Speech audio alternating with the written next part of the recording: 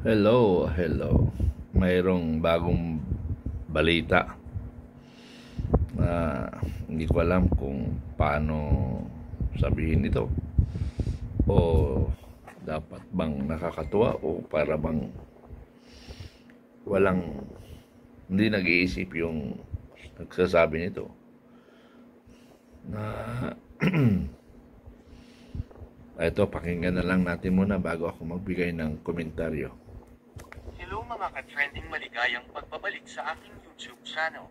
Ito ang nakakagulat na balita. Senate President Francis G. Escudero ginulat. Aalisin na dapat ang mga senador, tatanggalan na ng kapangyarihan, i-abolish na ang Senado.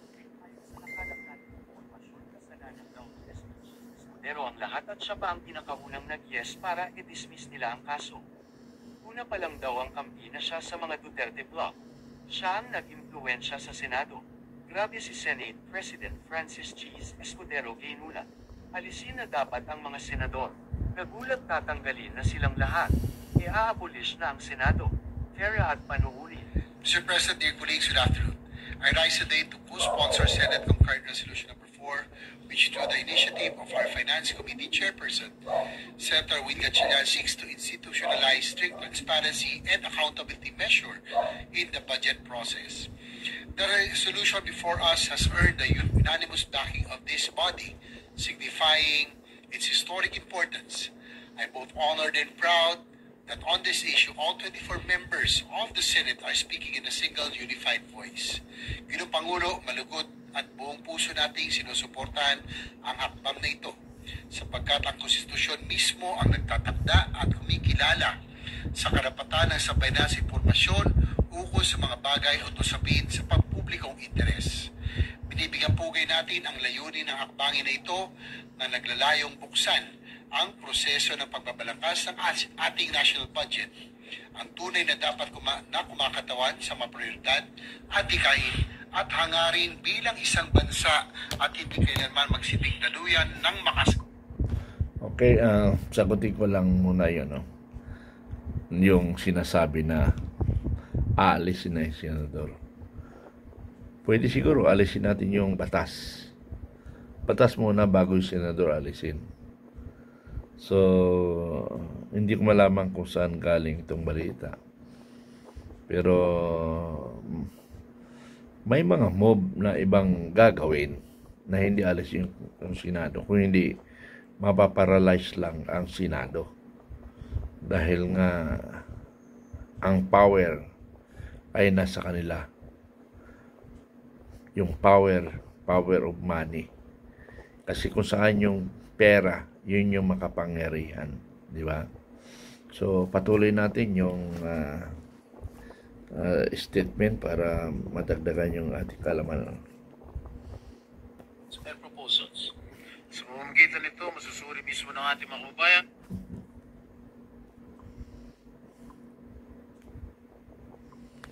Yan ang mga dokumentong pinag-uusapan natin sa komite at sa plenaryo. Indeed, the national budget is not a mere document of numbers and amounts. It is redistribution of representation through participation, making our citizens involved in the process and allowing them to own the resulting appropriations law. It is a vital tool to achieve national development goals, scheme to ensure public accountability, an instrument to provide secure, prosperous life to each and every Filipino. This legislative measure is one important instrument to achieve these goals. We urge our colleagues to support its immediate adoption. Thank you, Mr. President. Thank you, Senator Estrada. Majority Floor Leader. Sir, is the distinguished gentleman from Davao, Senator Ronald Bato de la Rosa. I move that he be recognized, Mr. President. Senator De La Rosa is recognized to co-sponsor the measure. You may proceed, sir. Thank you, Mr. President.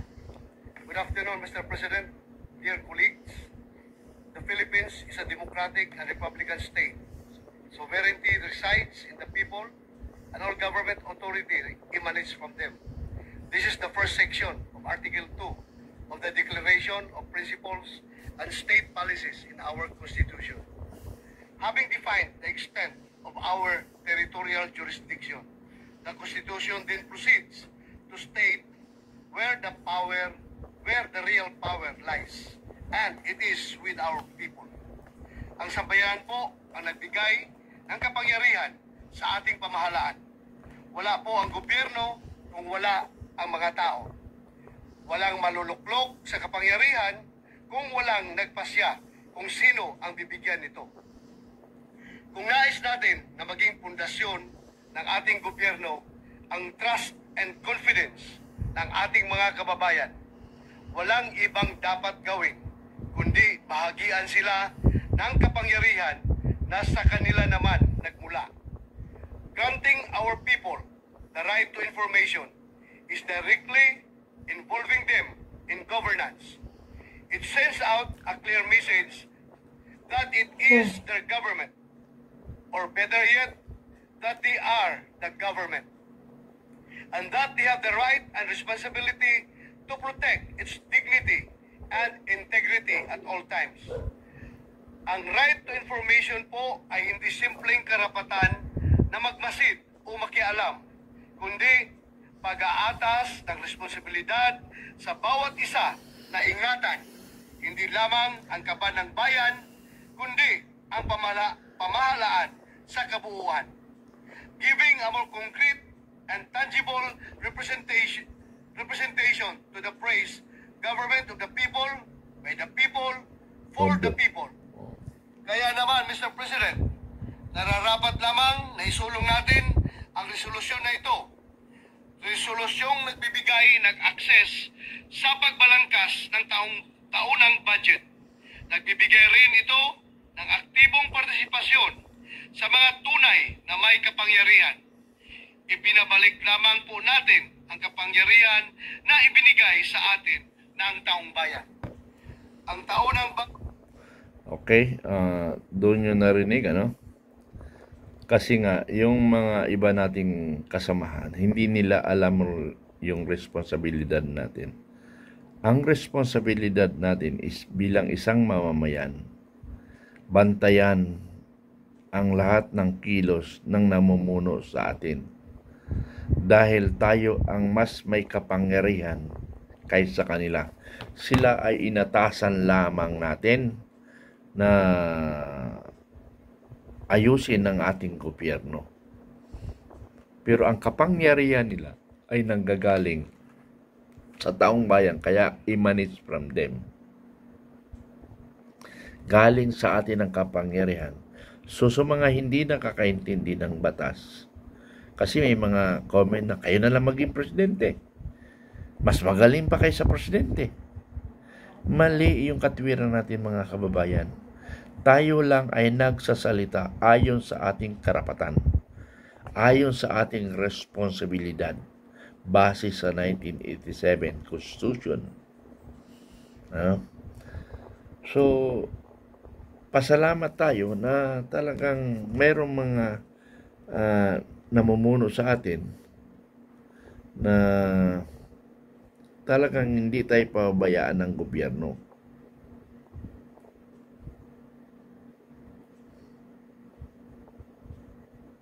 So ito, patikinggan natin si Gatchalian. Budget items, but if there are national security concerns, Bakit lagi itong